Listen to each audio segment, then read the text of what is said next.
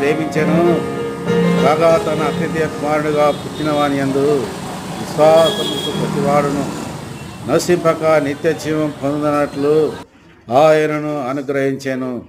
యోహాను 3:16 ప్రభువైన యేసుక్రీస్తు వారు ఆ విధంగా సెలవిస్తూ ఉంటున్నాడు. ప్రయాసపడి పాప భారను మోస్తుంటున్నా ఓ నా సమస్తమైన జనులారా నా యొద్దకు రండి, నేనే మీకు విశ్రాంతిని కలగజేసేదనని ప్రభువైన యేసుక్రీస్తు వారు ఈ విధంగా సెలవిస్తూ ఉంటున్నాడు. మత్తయి సువార్త 11:28 ఈ మాట చెప్పబడతా ఉంటున్నది. ఏ భేదము లేదు, అందరూ కూడా పాపం చేసి దేవుడు అనుగ్రహించు మహిమను పొందలేకపోతుంటున్నారని దేవుని యొక్క బైబిల్ గ్రంథం ఈ విధంగా సెలవిస్తూ ఉంటున్నది. నా ప్రియమైన స్నేహితుడా ఆలోచించు. నీతిమంతుడు లేడు, ఒక్కడు లేడు, గ్రహింపువాడు లేడు, దేవుణ్ణి వెతుకువాడు లేడు.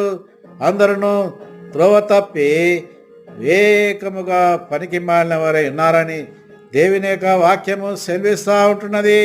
కాబట్టి నా ప్రియమైన స్నేహితుడా ఆలోచించు. ఏ భేదము కూడా లేదు, అందరూ పాపం చేసి దేవుడు అనుగ్రహించు మహిమను పొందలేకపోతుంటున్నారని దేవుని యొక్క వాక్యము సెలవిస్తూ ఉంటున్నది. ఏలైనగా పాపం వలన వచ్చు జీతం మరణము, అయితే దేవుని కృపావరము మన ప్రభు అయిన యేసు క్రీస్తునందు నిత్య జీవమని దేవుని యొక్క వాక్యము ఈ విధంగా సెలవిస్తూ ఉంటున్నది. పాపం చే ప్రతివాడును ఆజ్ఞాతిక్రమించను, ఆజ్ఞాతిక్రమే పాపమని దేవుని వాక్యము సెలవిస్తూ ఉంటున్నది. యేసుక్రీస్తు ప్రత్యక్షమై ఆ విధంగా తెలియజేస్తూ ఉంటున్నాడు. కాబట్టి నా ప్రియమైన స్నేహితుడా ఆలోచించము.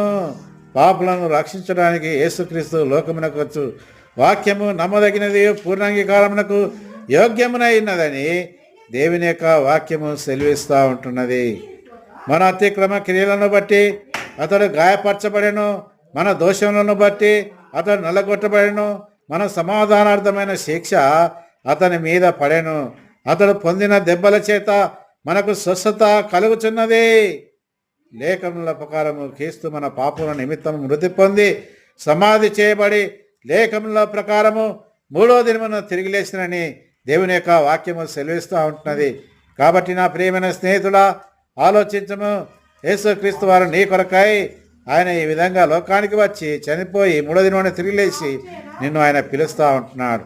ప్రయాసపడి పాప భారం మోస్తుంటున్నా ఓ నా సమస్తమైన జనులారా నా దగ్గర రండి, నేనే మీకు విశ్రాంతించదనని యేసుక్రీస్తు వారు ఆ విధంగా సెలవిస్తూ ఉంటున్నారు.